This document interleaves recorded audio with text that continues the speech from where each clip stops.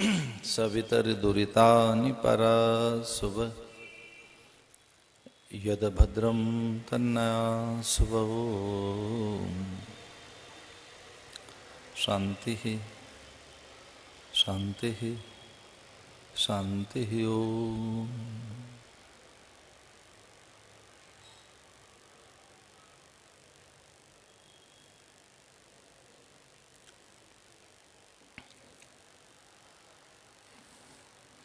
मधुरा मंगला मोक्षप्रदा माँ गंगा के तीरे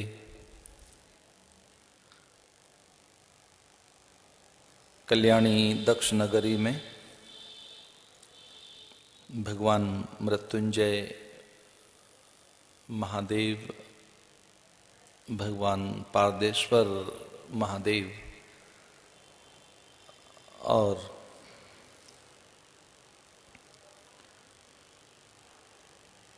इहलोक परलोक की अनुकूलताओं के प्रदाता रुद्राक्ष वृक्ष की सन्निधि में भगवान दत्तात्रेय की अनुग्रह स्थली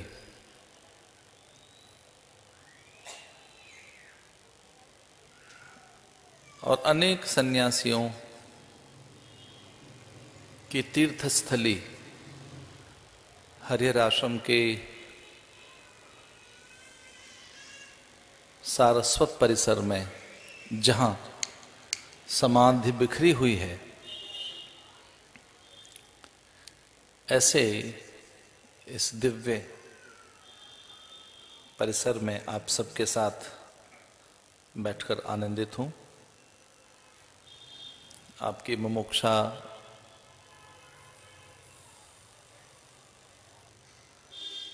और वो संस्कार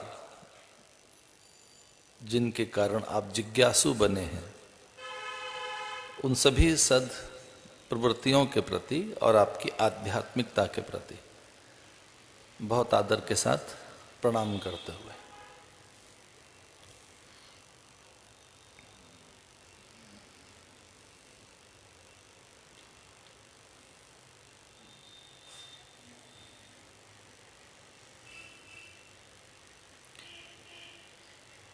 कभी ऐसा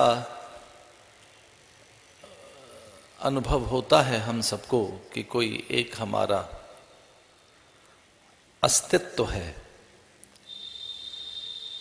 कोई अपनी एक निजता है,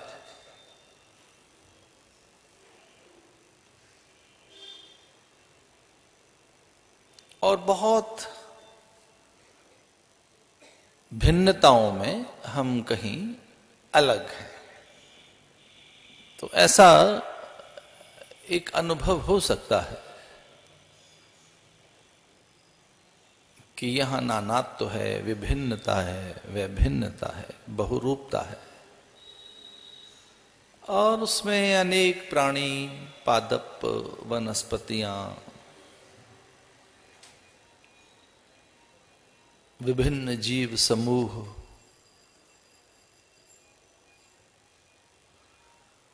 और शास्त्रों के अनुसार कितने ही लाख प्रकार के मनुष्य हैं।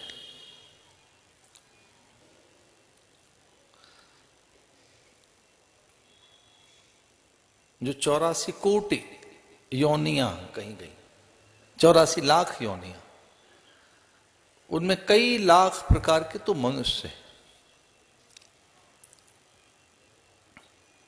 तो जो लक्षाधिक प्रकार हैं मनुष्यों के, उनमें कभी अपने को ऐसा लगता है कि हम कितने अलग हैं सबसे।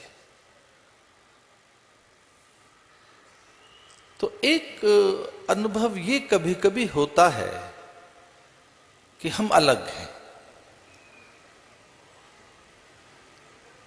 एक अस्तित्व अपना अलग है, वहां कोई एक निजता है अपनी, कोई अपनी एक व्यक्तिकता। पर एक जो विराट अस्तित्व है, उस तक जब साधन पहुंचता है, तब कोई व्यक्ति, वस्तु, पदार्थ, दृश्य ऐसा नहीं है जो अपने से भिन्न है।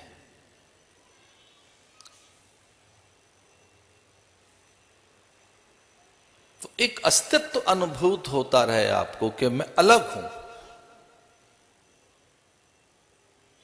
और वो भौतिकीय धरातल पर तो भिन्नता है ही, वहां तो आप बिल्कुल अकेले हैं।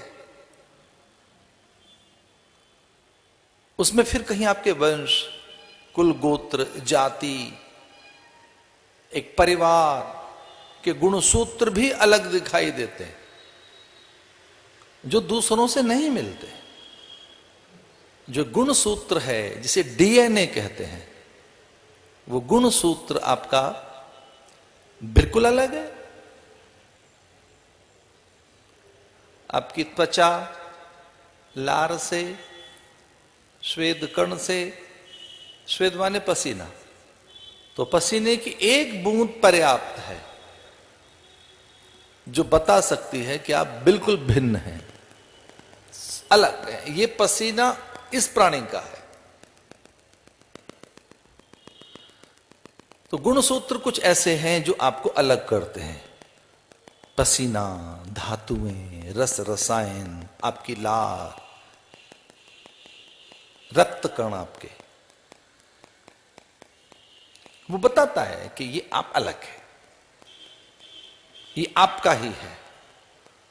पर आपकी भौतिकी, आपका काय कलेवर बता पाता है।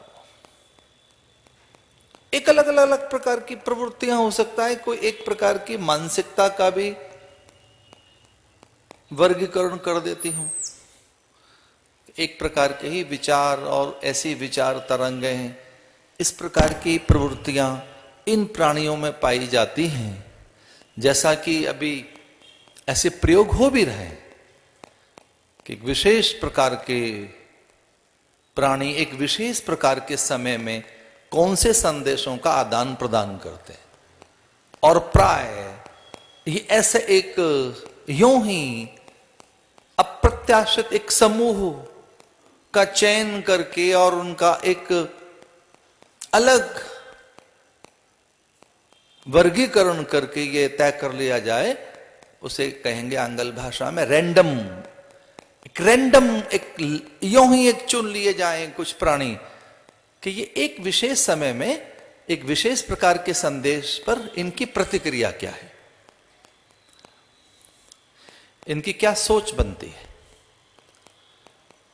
एक विशेष प्रकार के समाचार पर ऐसा समाचार देखकर इनकी प्रतिक्रिया क्या बनती है, फिर ये क्या लिखते हैं, इनके संवाद क्या होते हैं।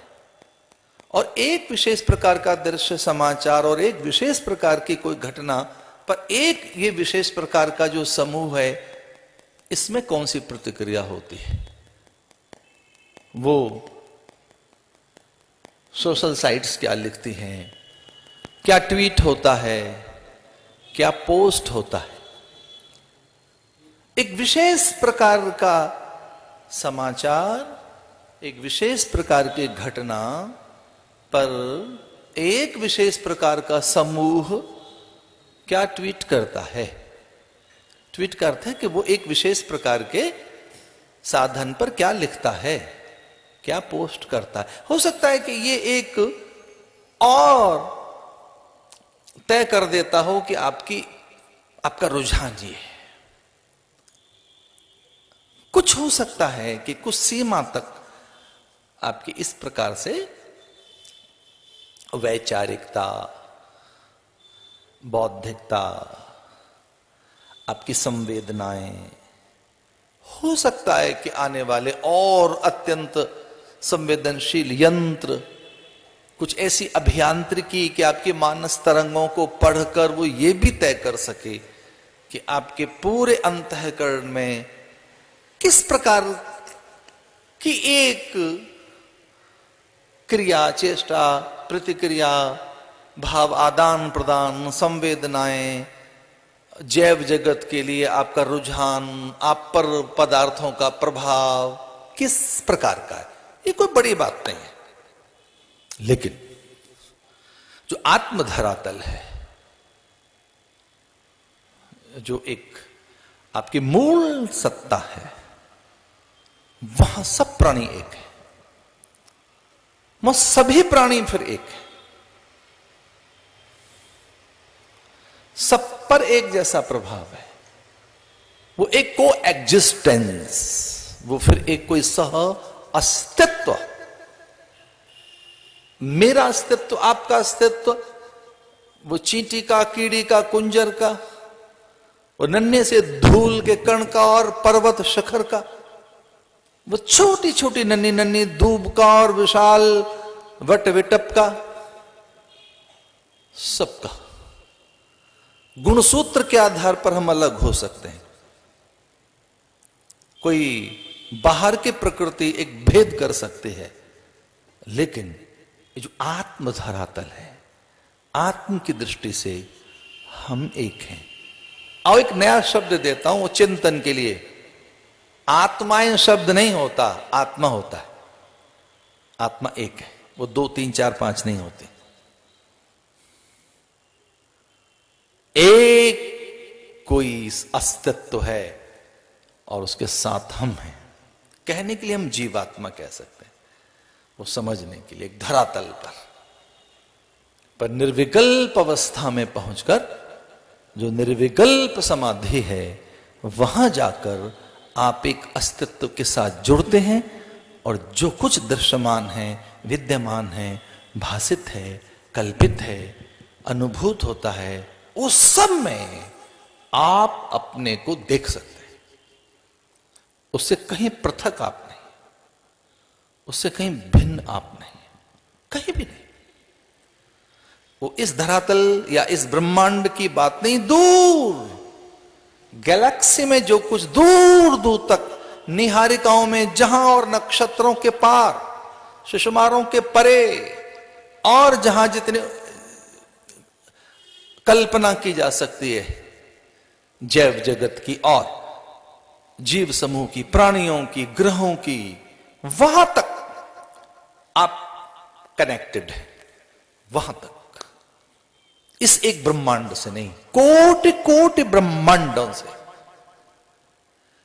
कोटि कोटि ब्रह्मांड जितने हो सकते हैं, ईश्वर से संबंधित जो कुछ है, वो एक ब्रह्मांड, फिर अनेक ब्रह्मांड, फिर वो एक जीव, फिर वो अनेक जीव, वो जितने भी हैं, उन सब से आपका कहीं न कहीं अज्ञात, अनाम, अरूप, अदृश्य संबंध है। अरूप हो सकता है, वो नहीं दिख रहा है, विजुअलाइज नहीं हो रहा है, वो अज्ञात, नहीं समझ आ रहा है, लेकिन हैं, आप रिलेटेड हैं, आप कनेक्टेड हैं, आप जुड़े हुए हैं पूरे पूरे। इसे पूरे इस यूनिवर्स में आप जब और जो सोचते हैं, उसको, उसका पूरा प्रभाव पूरे यूनिवर्स पर होता है, आपके पूरे, आपके सोचने भर से। पिछले और 100 सालों का इतिहास, 50 साल का, 60 70 100 200 सालों का इतिहास उठाकर देखें, जो क्रांतियां हुई हैं, वो वैचारिक क्रांतियां हुई हैं। कई बार तो कुछ घोष और कुछ नारे या कि कुछ ध्येय वाक्य या कि कुछ 2-4 पंक्तियां, और उस पर पूरी मानसिकता बनाई गई है। एक विषय पर आते हैं कि हम भिन्न नहीं हैं, किसी से भी अलग नहीं है। देखने में पृथकता दिखती है, देखने में भिन्नता दिखती है, कोई एक निजता है अलग, कोई डीएनए गुणसूत्र है अलग। वो रक्त कणिकाएं, धातु, रसायन, लार, थूक, वीर्य और जो भी हमारी चीजें हैं, हो सकता है कि वो अलग वर्गीकरण करते हुए, और कुछ मानसिकता भी ये एक वर्गीकरण कर दे कि एक प्रकार के ये प्राणी हैं, पर आत्मा की दृष्टि से हम सब एक हैं। ब्रह्मविद ब्रह्मैव भवति, इसलिए वो फिर पूरा यूनिवर्स फील करता है अपने को, पूरा जो कुछ है ये अपने को समग्र रूप में, विराट रूप में अनुभव करता है। बड़ी सुंदर सी कथा है। कोई बलि हो गया और उद्यम के द्वारा, यज्ञ के द्वारा कोई बलि हो गया, उसने पूरे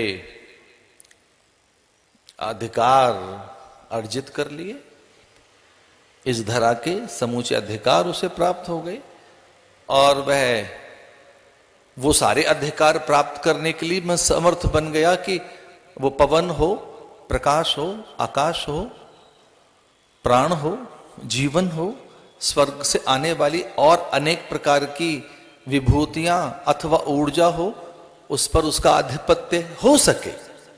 कुछ देर के बाद इतना कोई सामर्थ्यवान प्राणी हो गया बलि, और फिर उसकी मंडली, प्लोमा, वृषपर्वा, नमूच आदि, फिर उसके पूरे परिजन, और फिर ये तैयारी है कि कुछ देर के बाद तो जैव सत्ता पर, प्राणों पर, पवन प्रकाश आकाश पर, ग्रह नक्षत्रों पर, काल कर्म गति पर, पूरी मानवीय मति पर, और हमारा ही तो अधिकार होगा। हम तो स्वर्ग के अधिकारी बन जाएंगे। कुछ देर के बाद तो हम फिर स्वर्ग के अधिकारी होंगे। एक पूर्णाहुति तो डालनी है बस। हमारे तो सारे उद्यम फलीभूत हो गए, हमारा श्रम साकार हो गया, हमारे प्रयत्न या अथवा हमारा पुरुषार्थ अब वो सिद्धि और फल देने के लिए तैयार है और उसे को रोक नहीं सकता। वो श्रम किया गया उस प्रकार की योग युक्तियां कि वो पूरी धरती के नहीं, ब्रह्मांड के अधिकार प्राप्त हो सके। हमारा पवन पर, प्रकाश पर, आकाश पर, प्राण पर, जीवन पर अधिकार हो। यम, वरुण, कुबेर हम हमारे द्वारा संचालित हों। ये दिक्पाल, ये वार, नक्षत्र, योग, करण, इस पर हमारा अधिकार हो। हम काल का नियमन कर सकें, अपने अनुकूल काल की गति। कल्पना कर सकते हैं कोई इस तरह से बलि हो गया हो कि वो कहता है कि काल की गति का नियमन मैं करूंगा, और काल का नियमन तो सूर्य चंद्रमा से होता है, दिन रात से होता है, नक्षत्र और वार तिथि, योग, करण आदि, इनका मैं अधिकारी बन सकूं। वो बलि।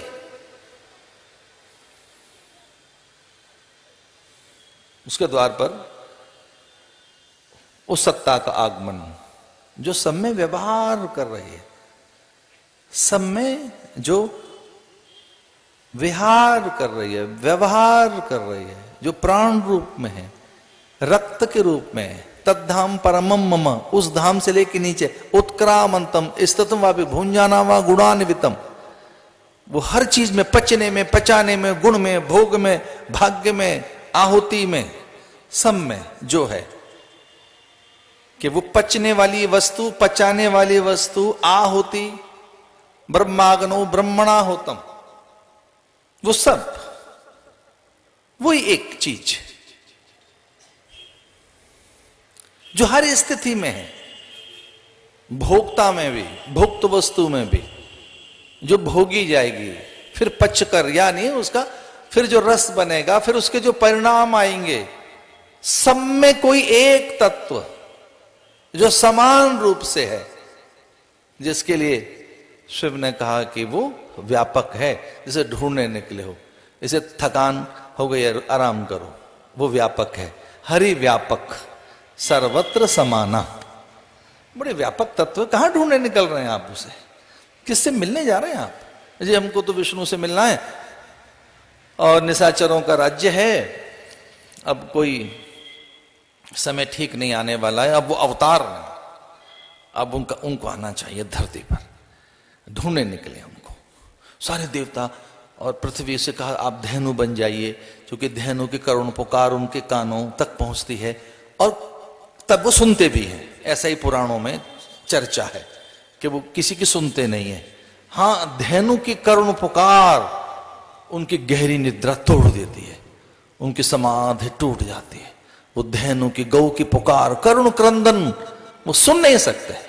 गाय का क्रंदन, उसका चीत्कार, उसकी पुकार, अगर वो चीख पड़े गाय तो नहीं, वो सुन फिर नहीं रह पाएगा। देवताओं को लगा कि आपको खड़ा कर देते हैं। गाय आगे आगे चल रही है, तो पृथ्वी गाय बनकर, पृथ्वी ने कहा कि भार तो मुझ पर है, और वो भार उतारने आता है और कोई कारण नहीं उसका। धरती पर उसका आने का एक ही कारण है, भवो भारावताराय। जब मैं भार अनुभव करती हूं और नहीं सहन कर पाती, क्योंकि धरती का एक गुण सहन करने का भी है। धरती तो कितना धैर्यवान है, धरती जैसा धैर्य किसी के पास नहीं। जो धरती के पास धैर्य किसके पास होगा, किसी के पास नहीं इतना धैर्य।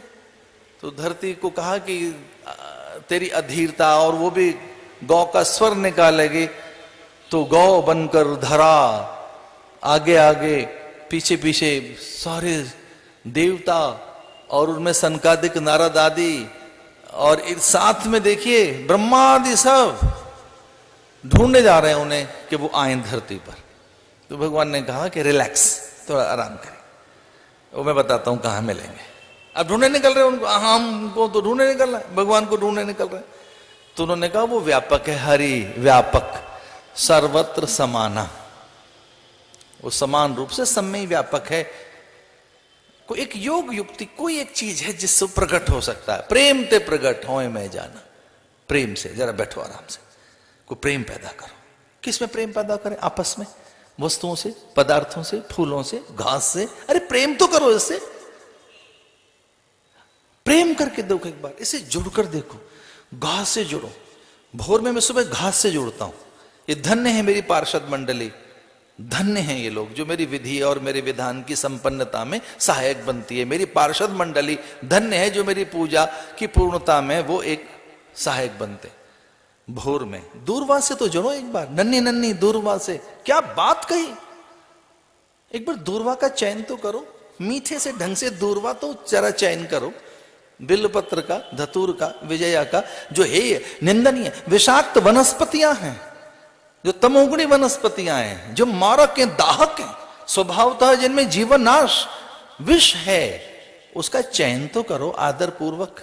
उस धतूर का, विजया का, उस शमी का, एक बार थोड़ा प्यार से थोड़ी घास तो चुनकर देखो। अब घर के नौकर चाकर रामू श्यामू बहादुर ले आते हैं, आपको तो पता भी नहीं लगता कि घास आई कहां से, दूब आई कहां से। खुद लाइए। और जो उपासना करता था विभीषण, वो स्वयं लाता था। उपासना सिखाई विभीषण ने सुग्रीव को, सुग्रीव खुद चयन करता था। कितने लोग मैंने से देखे कि वो कोई आपातकाल है, शरीर अनुकूल नहीं है, बात अलग है, लेकिन भोर में आप उठें और ये चयन करें स्वयं, दूर्वा का, फल फूल का, गंध और इन सब चीजों का चयन करें आप स्वयं आदर पूर्वक। प्रेम तो करो, वो सब में है, वो सब में है। एक बार देखो उसे, निकट से देखो उसे। एक शब्द है उपासना, अरे निकट तो देखो उसे, नजदीक झांक कर देखो उसे। उपासना करते नजदीक आइए, जरा और निकट आ जाओ, और निकट आ जाओ। किसके निकट आ जाएं? अपने त्वचा के नहीं, अपने निकट, अपने देह के नहीं। आप कहेंगे और कितना निकट आए? अरे अपनी आंखों में आओ, जिससे देख रहे हो। तो क्या कॉर्निया में आए? ना ना ना, देखने वाले के पास आओ कि कौन देख रहा है। देखो देखने वाले को, जानो जानने वाले को। जरा एक तो अनुभव करो कि अनुभव कौन कर रहा है। जानने वाले को जानो, देखने वाले को देखो। आप कह रहे हैं कि हमारा नजदीक आने की बात कर रहे हैं, तो क्या कॉर्निया में आकर बैठ जाए? ना भैया, थ्रू कॉर्निया कौन देख रहा है, उसके द्वारा कौन देख रहा है? कौन देख रहा है? मन के द्वारा। विमूढ़ा नानु पश्यंती पश्यंती ज्ञान चक्षुष। उन ज्ञान चक्षु में भी कौन बैठा है? कौन है जो उन ज्ञान चक्षुओं में बैठकर देख रहा है? निकट आइए और निकट आइए। उनको भेज दिया कि जरा आप जाना, ये तो बलि हो गया है, और एक आहुति के बाद तो इसकी सारी परलोक की सत्ता उसके हाथ होगी। पवन उसके अधिकार में होंगे, प्राण, आकाश, प्रकाश, पूरे ब्रह्मांड की सत्ता, जैव जगत का वो संचालन करने वाला होगा। स्वर्ग का अगर वो अधिकारी बन गया, अरे स्वर्ग की सत्ता जिनके पास चली गई, तो वो तो कैसे हैं कि गंध में ही प्रसन्न होंगे, अन्न की गंध से ही। तनिक सी धूप दीप चावल, केवल भावना। चूंकि वो अशरीरी हैं, उन्हें तो भावना प्रिय है। ध्यान रखना, देवताओं में हम में एक ही अंतर है, देवताओं के पास देह नहीं, हमारे पास देह है। उस दृष्टि से तो हम बड़े भाग्यवान हैं कि हमारे पास देह उपकरण तो है।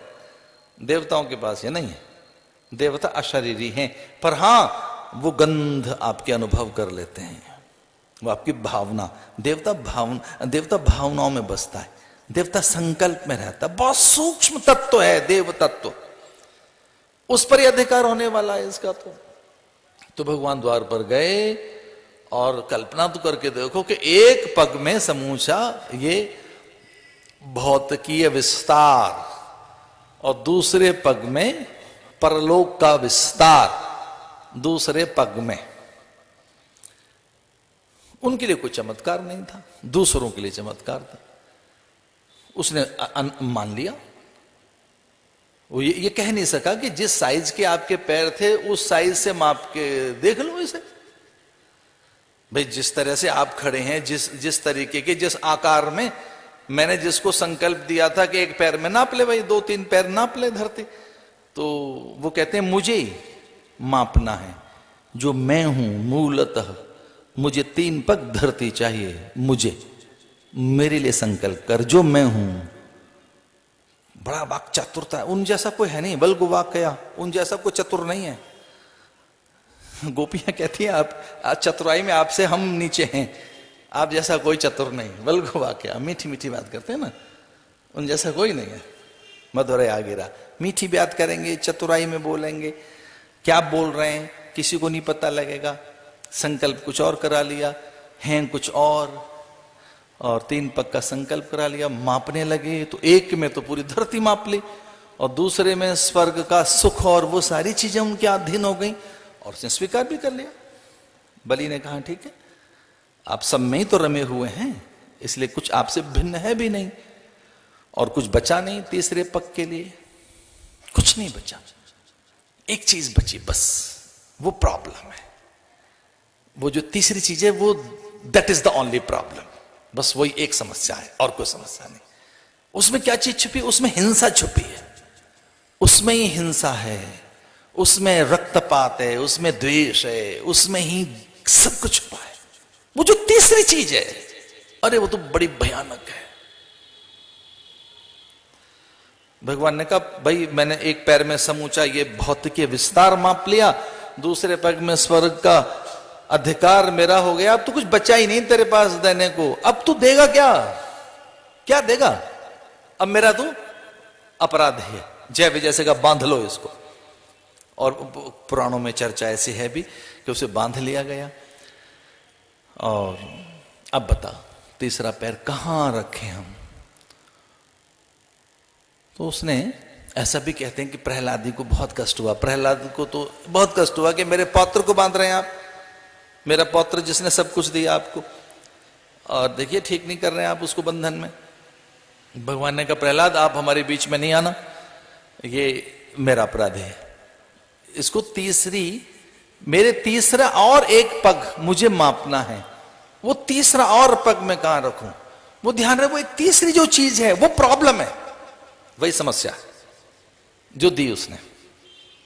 पता है क्या दिया उसने, उसने कहा तीसरा पग रखने के लिए किस स्थान में देता हूं आपको, वह अभिमान, वह ईगो, ईगो है, मेरा ईगो ले लीजिए आप, वो मेरा अहंकार है, वो ले लो आप। तीसरा मैं देता हूं आपको, वो भी मैंने रखा हुआ है, सुरक्षित है मेरे पास, वो कहां दिया मैंने आपको, अभिमान, वो मेरा देह अध्यास, प्राणाध्यास, सत्कर्मों के द्वारा मेरी फैली कीर्ति चर्चा, मैं हूं, मैंने दान दिया, मैंने कितना बड़ा यज्ञ किया, मैं इन सत्कर्मों के द्वारा, इन सब के द्वारा मैं धरती पर बलि हो गया, स्वर्ग का अधिकारी बन गया। और वो तीसरा जो है, जो अभिमान कितना बड़ा है कि मेरे द्वार पर विष्णु भिक्षुक बनकर आ गया, मेरे द्वार पर भगवान को भिखारी बनकर आना पड़ा, तेरे द्वार खड़ा भगवान, भगत भर दे रे झोली, तो रीति झोली लेकर मेरे द्वार नारायण का आगमन, इससे बड़ा और अहंकार क्या हो सकता है कि मेरे द्वार पर रीति झोली लेकर नारायण का आगमन हो, इससे बड़ा अभिमान तो हो ही नहीं सकता कोई, ऐसा तो किसी क्या नहीं हुआ है। तो मैं एक इस दृष्टि से तो अनोखा हुई आपके जीव समूह में, आपकी इस दुनिया में मुझसे बड़ा कोई होगा कि रीते हाथ आप मेरे आए तो कितना बड़ा अभिमान है, ये जो ईगो है मेरा, ये जो अभिमान है मेरा, ये आप ले लीजिए।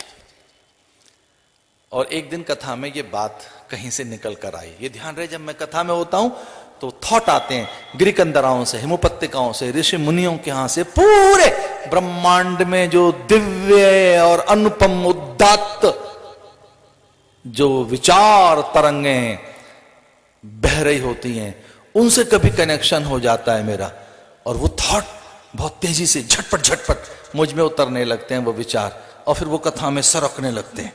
तो एक विचार एक दिन आया था कि भगवान का सर्वोत्तम आहार और कुछ नहीं, अभिमान ही उनका सर्वोत्तम आहार है। ये तो हम ऐसे अपने मन के लिए लड्डू रखते हैं, तो लड्डू गोपाल कि जी हम पूरी चढ़ा रहे हैं, खीर हलवा है, या नाना प्रकार के पकवान व्यंजन रख रहे हैं, अलग अलग अलग वस्तुओं उनको समर्पित कर रहे हैं। अलंकार प्रिय विष्णु, उन्हें अलंकार दे रहे हैं और चीजें रख रहे हैं। उसका तो सब सर्वोत्तम आहार क्या है? अहंकार, भक्त का। इसे जब नारद जी में जरा सा अभिमान देखा कि वो ये कहते हैं कि मैंने काम जीत लिया है, तो फिर वो अहंकार कहां रहने दिया भगवान ने? नारद के भीतर। नारद, वो अभिमान तो नहीं रहने दिया भगवान ने। व्याकुल हो गए भगवान कि मेरे भक्त के भीतर अहंकार कैसे रह सकता है? अहंकार तो इसकी सारी आध्यात्मिक संभावनाओं को चूर चूर कर देगा, इसके विकास में बाधक बन जाएगा। ये अभिमान तो इसका पतन का कारण है, और मेरे भक्त का पतन हो, ये नहीं हो सकता। और कोई माँ अपने बच्चे का पतन देख सकती है? कभी नहीं। वो तो माता भी तो है, वो पिता भी तो है। वो जैसा गुरु कौन होगा? वो गुरु है, वो पिता है, वो माता है, वही तो हितैषी है, और कोई हितैषी हमारा नहीं है। और वो दूर भी कहां है हमसे, वो हम में ही तो है, अंतर्यामी है। जब वो अंतर्यामी है तो हमारे भीतर ही तो है अंतर्यामी। अंतर्याम, अंतर में रहने वाला, अंतर्यामी गर्भ छुप के रहने वाला नहीं। इसके गलत सेंस लगाते हैं कुछ लोग, अंतर्यामी है जी, वो तो अंतर्यामी माने छुपी हुई चीज। नो नो, प्रकट चीज। अंतर्यामी माने आप में रहने वाला। अंतर्यामी का अर्थ कुछ क्या है कि भगवान तो अंतर्यामी हो गए, अंतर ध्यान हो गए ना। अंतर ध्यान नहीं, आप में प्रकट हो गए, वो आप में ही है। तो बड़े आनंद की बात कि उन्होंने नहीं रहने दिया अभिमान नारद का, किसी का नहीं रहने दिया। वो कभी किसी का अभिमान नहीं रहने देंगे। अहंकार उनको प्रिय नहीं। बड़ा वो है, वो नहीं चाहता कोई दूसरा बड़ा बने। उस तरह से बड़े बन भी नहीं पाएंगे आप। एक ढंग है उस तक पहुंचने का। अपने को स्वयं घोषित कर दें आप, वो उसे अच्छा नहीं लगेगा। इसलिए भगवान ने वो तीसरा पग उसके अभिमान पे रख दिया, मस्तक पे रख दिया। बड़ी चीज है, हमारा माथा झुक जाए, इससे बड़ी कोई चीज नहीं हो सकती। हमारा शीश झुक जाए, हमारा माथा झुक सके। बहुत वो पुराना पंक्तियां ना भजन की जो हरिओम शरण ने गाई हैं कि ये गर्व भरा मस्तक मेरा। तो ये जो गर्व से भरा हुआ मस्तक है, ये जो अभिमान, तो भगवान ने उसके मस्तक पर पैर रखा। पौराणिक मान्यताओं के अनुसार वो कथा ऐसे कहती है कि चला गया धरती के नीचे रसातल में, और वो बलि अब 8वां मनु बनकर आएगा। अभी वैवस्वत मनु चल रहा है, 7वां मनवंतर है, और 14 अभी तो आधा ही चला है, कल्प आधा ही बीता है, फिर वो 8वां मनु बनकर आएंगे बलि। अभिमान वो सब में व्यापक है, भिन्न नहीं है वो कहीं भी, वो अलग नहीं है। हम उससे अलग नहीं है, हम उससे कहीं अलग नहीं है। तो कौन सी एक युक्ति है कि हम उससे धीरे से जुड़ सकें? तो मैंने कल बात आरंभ की थी कि जप एक युक्ति है, जपात सिद्धि, जप एक युक्ति है। और वो बड़ी लंबी श्रृंखला है जिन्होंने जप करके वो उपलब्ध हुए हैं। वो वाल्मीकि हो, ध्रुव हो, प्रहलाद हो, ऐसे कहा रामायण में तो चौपाई भी आती है कि वो किस तरह से धीरे धीरे धीरे धीरे आपकी मानस विकृतियां और बाहर जो प्रतिकूलताएं, जो बाहर सही नहीं है, उसे ठीक करता रहता है। मैटत कठिन क्वंक भाल के, कुछ कहते हैं भाग्य ठीक नहीं हमारा। हमारा तो देखिए साहब, हमारे तो माथे में ऐसा लिखा है, हमारे तो कपाल पे ऐसा छपा है। तो वो जो कुछ ऐसा भी है, वो जो को अंक हैं, जो बेकार छप गया है, उसे भी ठीक कर देगा वो। आओ एक बात कहें, हम यात्री हैं, यहां यात्री हैं। हमारी यात्रा जप के माध्यम से ही इस ऑर्बिट से बाहर छलांग लगा सकते हैं। इस ब्रह्मांड से बाहर छलांग लगाने के लिए, वो जो एनर्जी बूस्टअप करने के लिए, वो जो एक बड़ी ऊर्जा चाहिए, एक जो बड़ा बल चाहिए, एक जो बड़ी फोर्स चाहिए, एक बड़ी स्पिरिट चाहिए, वो कहां से लाएंगे? वो जप से ही आएगी और नहीं आ सकते कहीं से नहीं आएगी। तो जप की इतनी संख्या, जप का इतना बल, जप की इतनी ऊर्जा आपके पास हो, आप क्या एक रॉकेट की तरह से हैं यहां। हम सब इंडिविजुअली एक पूरे, हम यहां रॉकेट की तरह से हैं, एक पूरी छोटी मोटी एक शटल है हम यहां, और यहीं की यहीं घूमते रहते हैं, यहीं की यहीं, यहाँ अच्छा लग रहा है, ये अच्छा, वो बेकार है, ये ठीक है, वो बहुत अच्छा है, ये बहुत अच्छा है, ये मिल जाए, वो मिल जाए। तो ये सारी वासनाएं आशा पाश शतेर बद्धा, गीता कहती है जो 100 आशाओं के पास हैं उनमें ही हम बंधे रहते हैं, और कुछ बंधन के लिए कर्म भी करते रहते हैं, ये अच्छा है, ऐसा कर्म कर लें, ये ऐसा है, कर्मानुबंधिनी मनुष्य लोके।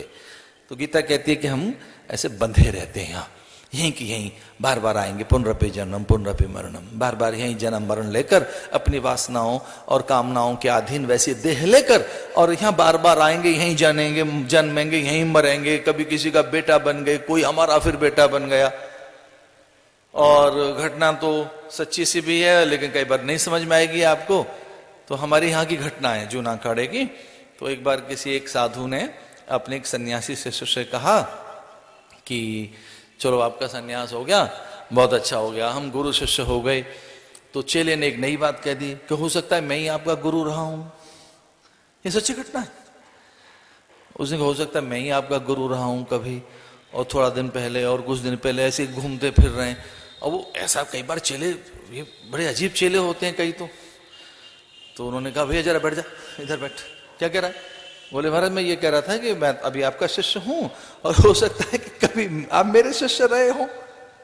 तो थोड़ा जगा हुआ सा व्यक्ति था, उसे बिठाया, उसे वार्ता हुई, और थोड़ी वार्ता लंबी चली, और वो बात कुछ ऐसे हो गई। और वो 2010 में जब कुंभ आया तो उनका सन्यास फिर मैंने किया यहाँ इसी यज्ञ मंडपम में। और वो अड़ के बैठ गए कि नहीं भाई ये ब्राह्मणों के द्वारा कुछ नहीं होगा, विरजा होम भी आचार्य कराएगा मेरा। तो मुझे आना पड़ गया उनके विरजा होम के लिए। वैसे तो विरजा होम आचार्य ही कराता है, पर उस समूह में संस्कार हो तो आचार्य कराता है। पर कई बार कोई एक आ जाए तो मैं ब्राह्मण से कहता हूं कि बाकी की विधियां मैं संपन्न कर दूंगा, आरंभिक थोड़ी सी ये आहुतियां आप डलवा दो। पर वो कहता है कि नहीं, अपने गुरुजी से क्या अभी मेरे शिष्य रहे होंगे, हैं बंधे रहते हैं। कुछ ऐसी घटना थी, कुछ भेद देने लगा वो। इतना ही काफी आपको समझाने के लिए कि आप किसी के पुत्र हैं तो हो सकता है कि आप उसके पिता भी रहे हो। आपस में ये ऐसा चलता रहता है। निकले कैसे यहां से? गीता कहती है खुद ही उद्धार करना होगा अपना, आपको, और कोई नहीं करेगा। आपको अपना उद्धार खुद करना होगा। अगर ये भ्रमर है, भंवर है, सागर है, यहां से खुद ही पार जाना होगा। अगर ये भवाटवी है, ये भव सागर है, तो खुद ही पार करना होगा। और पहले से तय है, पढ़ लो, छपी हुई हैं सारी चीजें। तो कुछ लोग कहते हैं भाई हम वैतरणी पार नहीं करना चाहते, हम कुंभी पार्क नगर में नहीं जाना चाहते, हम इस वाले 28 प्रकार के नर्क हैं, वो पहले ही है ना लिखे हुए हैं, देख लो भाई ये नर्क हैं, आपके सामने आएंगे, ये नर्क आपको दिखेंगे, इनमें से जाना है, फिर वैतरणी पार करनी है। तो ये नर्क कब मिलते हैं? ऐसा करने से ऐसे नर्क मिलते हैं। तो फिर व्यक्ति डाइवर्ट होता है कि ये नहीं करेंगे, अच्छा ये नर्क मिलेगा हमको, ऐसा करने से ये नर्क मिलेगा। और मैं बहुत छोटा था तब वो करनी भरनी का कैलेंडर एक कभी कभी हमने देखा कि ऐसा करने से नर्क में जाएंगे, फिर अग्नि में झुलसाए जाएंगे, खौलते हुए तेल में डाले जाएंगे, कि वो हाथ काट दिया जाएगा, ऐसे पाप कर्म करने से ये तो ऐसे ऐसे परिणाम आएंगे। तो कर्म का परिणाम अगर अनुभव हो तो फिर व्यक्ति कैसा होगा? और परिणाम में और ये आवश्यक है कि आप परिणाम जाने, कैसा क्या फल आने वाला है, क्या रिजल्ट आने वाला है। और इस पे तो बहुत अच्छी बात किसी ने कही कि कुछ लोग तो ऐसे हैं कि जो विजेता हैं, उसको ऐसे समझिए कि जो विजेता है उसके पास ही जो सफल हुआ है या जो विजेता है उसके पास में कारण नहीं होते, बहाने नहीं होते, उसके पास में बहुत कारण नहीं होते, बहुत विकल्प नहीं होते, बहुत बहाने नहीं होते कि ऐसा हो गया वैसा हो गया। तो जिसके पास कम से कम बहानेबाजी है वो सफल हो सकता है। जिसके पास बहुत बहाने हैं, समझ लेना इसकी जीत के अवसर कम हैं। बहाने लिए जो बहुत घूम रहे हैं, शिकायत लिए जो बहुत घूम रहे हैं, जो बहुत शिकायतों का पिटारा लेकर घूम रहे हैं, तो चुपके से डायरी निकालो और लिखो कि ये तरने वाला प्राणी नहीं है ना, दूर है तट इससे, ये ना काफी दूर है। बहुत बहाने लिए घूम रहा है, तो बहुत शिकायत लिए घूम रहा है, तो बहुत अपेक्षाएं लिए घूम रहा है, बहुत अपेक्षाएं लिए घूम रहे हैं आप, बहुत शिकायत लिए घूम रहे हैं, बहुत बहाने लिए घूम रहे हैं। तो एक कहीं बहुत अलग वाले पन्ने पे लिख दो कि बहुत दूर है अभी वो तट जहां से पार जाना है, बहुत दूर है। द्वेष मिटेगा ही तब जब आप जप करेंगे। ये फॉर्मूला दे रहा हूं मैं आपको। जप करने से एक फोर्स आएगी आप में, जप करने से आप में एक अलग प्रकार का बल आएगा, और धीरे धीरे द्वेष, राग, ग्लानि और खिन्नता, मलिनता, जो कुछ हेय दिखता है कि ये बुरा है, ये बेकार है, उसकी परतें आप में से हटेंगी। एक अपने को साफ सुथरा आप पाएंगे। जब तो आपको बिल्कुल ही अलग कर देता, आपको बिल्कुल पवित्र बना देता है। जब तो सूक्ष्म रूप में भगवान ही है। जब क्या है, मंत्र क्या है, भगवान की सूक्ष्म सत्ता है। इसे जप करने से धीरे धीरे धीरे धीरे आप में पावनता आएगी, और वही पावनता धीरे से आपको अपने पास ले आएगी, और आप उससे जुड़ा हुआ अनुभव करेंगे। इसमें और भी साधन करते रहना, इसमें प्रार्थनाएं भी रहे, आपका सत्कर्म भी रहे। हाँ, ये सच है कि स्वाध्याय आपका जड़ न हो, वो सजीव हो, चैतन्य हो, स्वाध्याय में प्रमाद न हो। इस पुष्टि के लिए स्वाध्याय करते रहना। ये जो बात अभी कही गई है, ये पुष्ट कब होगी, ये कब इसको पुष्टि मिलेगी, जब स्वाध्याय होता रहेगा। इसलिए स्वाध्याय करते रहना, महापुरुषों के पास बैठकर बार बार वो इस विषय को और स्पष्ट कराते जाना, बार बार। तो महापुरुषों की संगति में ये विषय जितना और स्पष्ट होगा, उतनी पुष्टि होगी, विषय का और अधिक प्रतिपादन होगा, वो फिर सिद्धांत एकदम स्पष्ट होगा, और फिर आपका कोई भ्रम, कोई मान्यता सब टूट जाएंगी, और आपको जप में आपका निवेश हो जाएगा। निवेश शब्द मैंने इसलिए कहा कि अपने को कहीं और खर्च मत करो, जप में ही खर्च कीजिए। मतलब क्यों खर्च करें और जगह अपने को, कहीं और जगह अपने को खर्च मत कीजिए। निवेश इसलिए कहा है मैंने, निवेश से फिर और आगे का भी चरण है। तो टोटल इन्वेस्टमेंट जो है आपकी, आप जो खुद अपने को खर्च कर रहे हैं, कुछ और सोचकर, कुछ और बोलकर, कुछ और देखकर, कुछ और करके, कुछ और प्रतिक्रियाएं देकर, जो कुछ भी आप में आप निवेश कर रहे हैं, वो कहीं और निवेश न करें आप, कहीं और खर्च न हो आप। जप में, भगवत तत्व में, वहीं फिर आपकी सब चीजें भगवदीय होने लगेंगी। तो प्रेम थोड़ा सा पैदा कीजिए, वस्तुओं को थोड़ा आदर देना सीखो। भक्ति में एक चीज तो हमने देखी, भक्ति के द्वारा वस्तुओं को आदर देना आ जाता है। वस्तुएं थोड़ी महनीय लगने लगती हैं, वे सारी वस्तुएं आदरणीय लगने लगती हैं। वो फिर घास का तिनका हो, फल फूल हो, जल हो, या फिर आप भले वो श्वास क्यों नहीं ले रहे हैं, या फिर कोई आपके पास आ रहा है, तो सब वही है। कथा तो बहुत बार सुनी आपने ये, और इसके अलग अलग अर्थ भी लोगों ने लगाए, पर मेरा कुछ और अर्थ है इसमें। मतंग मुनि ने यह बात कही शबरी को कि तेरे द्वार पर कोई दूसरा व्यक्ति नहीं आ सकता। ये एक तत्व की बात है, बहुत अलग तरीके की बात है। जो मतंग मुनि ने, मतंग ऋषि ने जो ये बात कही शबरी को कि देख तेरे द्वार पर कोई दूजा नहीं आएगा, ये तय है, वही आएगा, और उसकी निष्ठा बन गई। गुरु के वचन, गुरु सदगुरु वचन वेद विश्वासा, जो गुरु के वचन हैं वो देखो, वो समझने चाहिए, वो कहाँ और क्या समझाना चाहते हैं। तो बहुत थोड़े लोग हैं जो गुरु के वचन जिनको समझ आते हैं। कई बार गुरु में प्रभु बोल रहा होता है, गुरु में कई बार ईश्वर बोल रहा होता है। गुरु भारी तत्व को कहते हैं। गुरु एक माध्यम है, उसमें कई बार शास्त्र बोल रहा होता है। गुरु में कई बार वेद ध्वनि निकल रही होती है। गुरु में कई बार आपके लिए आदेश आ रहा होता है। गुरु में कई बार पूरा ईश्वर आपके साथ होता है। तो गुरु तो माध्यम है। गुरु से ईश्वर पूरा आपके निकट आकर कोई चुपके से कान में बात कहता है। इसलिए ये ध्यान रखना, संत वचन, गुरु वचन, वेद वचन, शास्त्र वचन, ग्रंथों के वचन, वो ऐसे वचन है जिसमें भगवान बोलते हैं। ग्रंथ में हमारे कितने गुरुद्वारों में लोग जब जाते हैं तो गुरुद्वारे में जाकर ग्रंथ में से क्या निकला वही वाक है। वाक क्या निकला मेरे लिए, ईश्वर का वाक्य क्या है मेरे लिए। कितनी बड़ी निष्ठा है गुरुद्वारे में जाने वाले प्राणी की। धन्य है वो प्राणी। माथा ढककर, शीश को ढककर और वहां गुरुद्वारे में गया, प्रणाम किया और वो कहता है ग्रंथी से कि देखो मेरे लिए क्या आदेश है आज, और जो वाक निकला वो सही है। कितनी बड़ी निष्ठा है गुरुद्वारे में जाने वाले उस सिख की। सिख माने शिष्य की। सिख कहते हैं शिष्य को, सिख कहते हैं सीखने वाले को, जो सीखना चाहता है, उस शिष्य को जो शीश देने को तैयार है। भाई तभी तो ये कुछ लोग निकले ना। भाई कौन लोग आओ जरा, कौन शीश देंगे जरा, कुछ मुझे शीश चाहिए, आओ कुछ शीश चाहिए मुझे।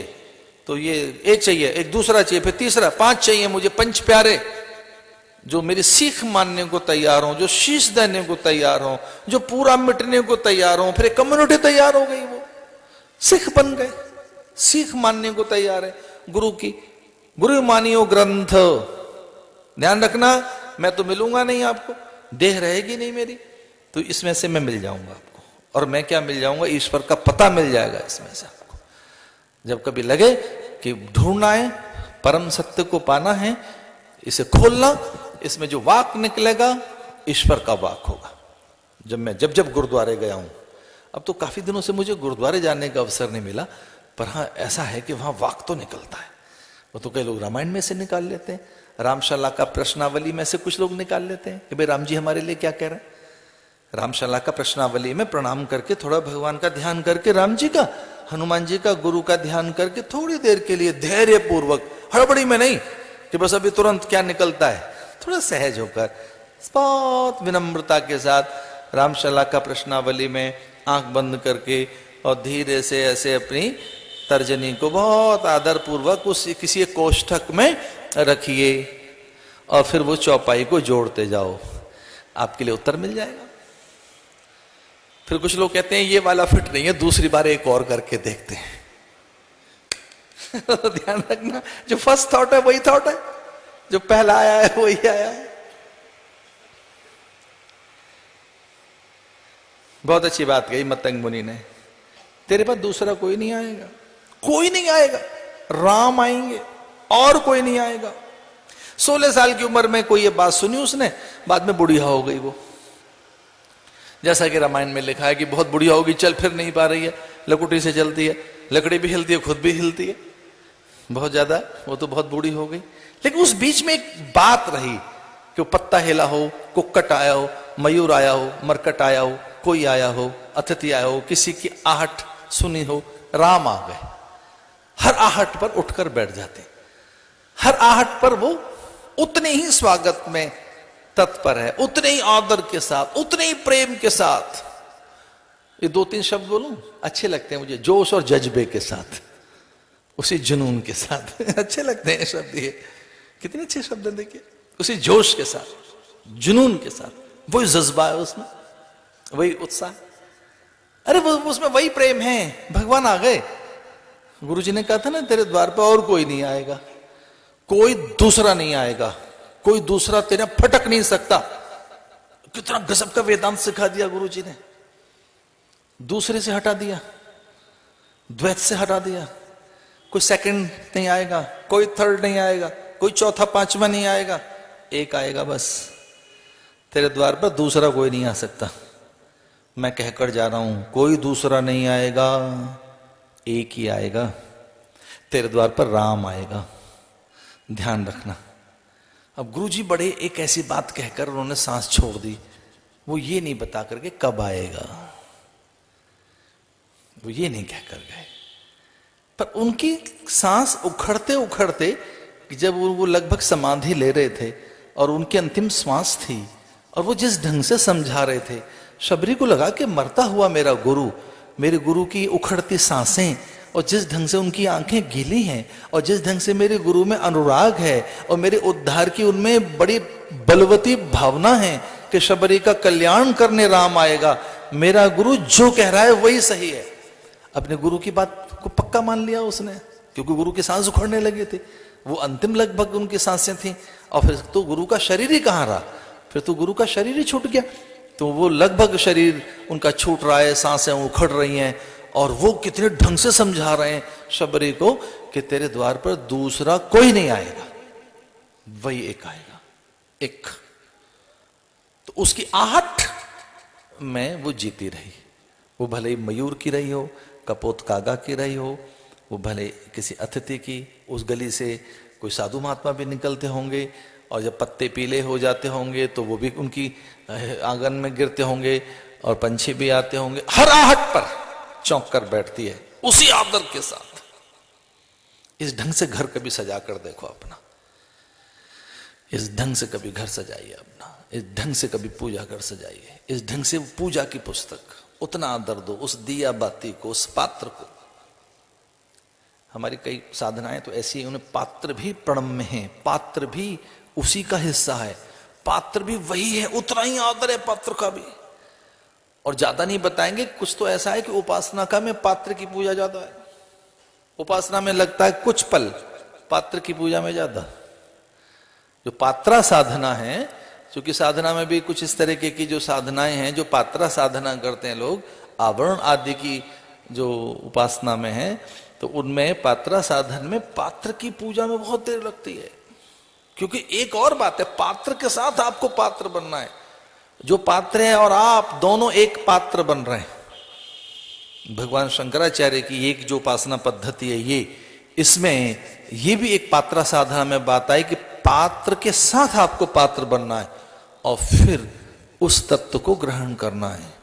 इसे थोड़ा सा कई बार एक दो पल की उपासना में जो मंत्र बोलना है उसकी जो तैयारी है वो ज्यादा है। पात्र साधना, फूल के साधना, वस्तुओं की साधना, वो इतनी मोहनीय बने, वो परिवेश पवित्र बने। इसलिए ओम अपवित्र पवित्रो वा सर्वावस्थागतो विवाह, हाथ में जल लेकर के ये पवित्र वस्तु मेरे हाथ में और सब चीजें पवित्र हो गई, अब मुझे उसके साथ जुड़ना है। मैंने एक बात आरंभ की कि कोई अलग तरीके का अस्तित्व तो आपका हो सकता है, अलग प्रकार का कोई डीएनए को गुण सूत्र आपको अलग कर सकता है, पर आत्म दृष्टि से बिल्कुल आप एक हैं।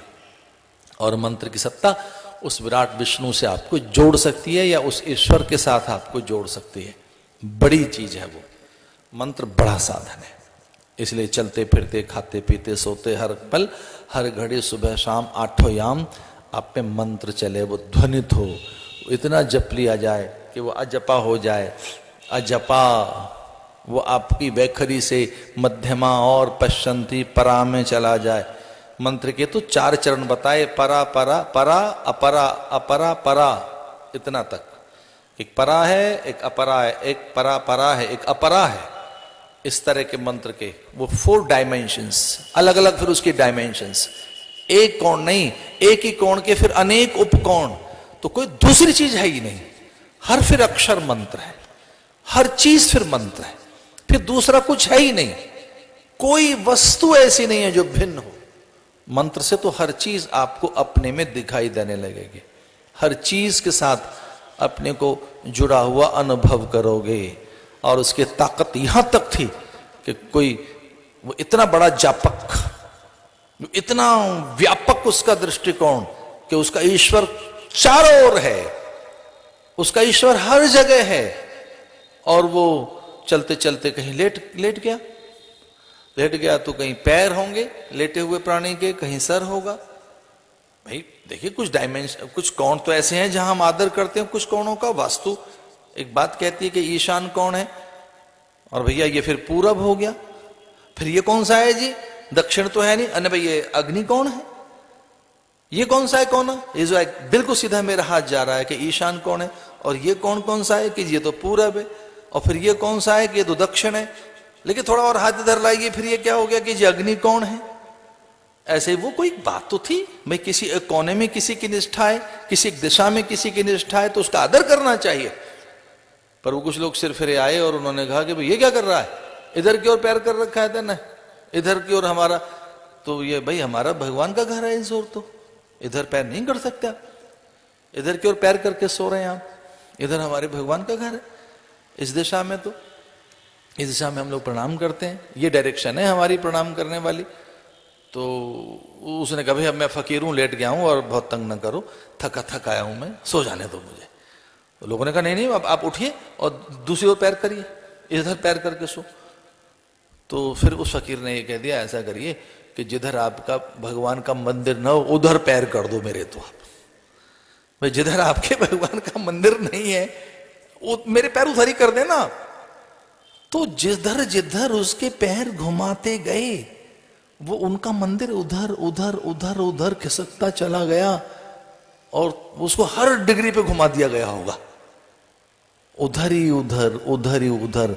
भैया वो काबा हो, वो काशी हो, वो कैलाश हो, परमात्मा सब जगह समान रूप से है। यही तो भगवान ने कही बात, हरि व्यापक सर्वत्र समाना, सर्वम खलु इदम ब्रह्म, वो सब में है, बराबर है, कहीं एक भी कोने में ज्यादा नहीं है, सब और है वो। तो उस फकीर के पैर घुमाते रहे और क्या हुआ, जब वो सारा चलता रहा,